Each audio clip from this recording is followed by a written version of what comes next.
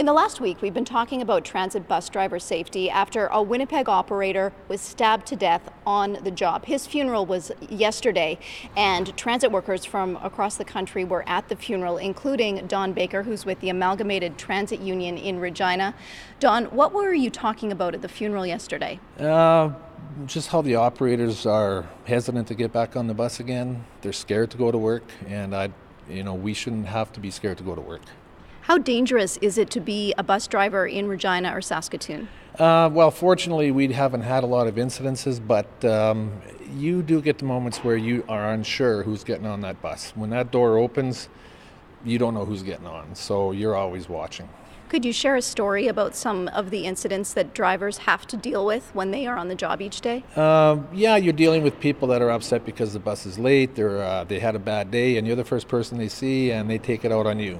Whether it's verbal or physical. Fortunately, we haven't had a lot of physical incidents, but this incident happened to me a few years ago where a male got on the bus, he was intoxicated, and he started to try to bust the windows out of the bus, or kick them out.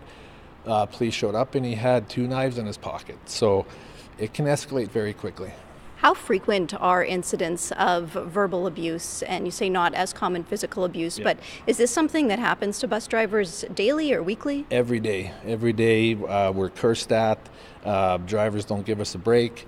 We're flipped, the finger. But mostly it's just a lot of verbal attacks because we're either late or people just are having a bad day and you're the first person they see. So it's a daily event. What would you like to see change to make life on the job safer for bus drivers? Well, we've been talking about security doors. We're talking about enhanced training for the operators when they're out there. Train them how to de-escalate situations rapidly rather than escalate them. I think it's going to be a combination of doors, security doors, training for the operators to de-escalate when situations happen. There was a federal law that was passed to better protect transit drivers. Did that make a difference at all for you on the job?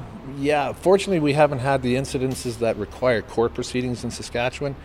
Down east they had 2 incidences where the judge imposed Bill S-221 and the sentence was enhanced. So what's next for making change as far as bus driver safety goes for you? A lot of communication with the city, both in here in Saskatoon, right across Canada, going to Ottawa, pushing for better security for the bus operators. There was a time where you used to be able to leave your house unlocked. There was a time where you could look in the cockpit of an airplane. Now, society has changed and we got to keep up with it. Thanks for your time today, Don. Thank you so much.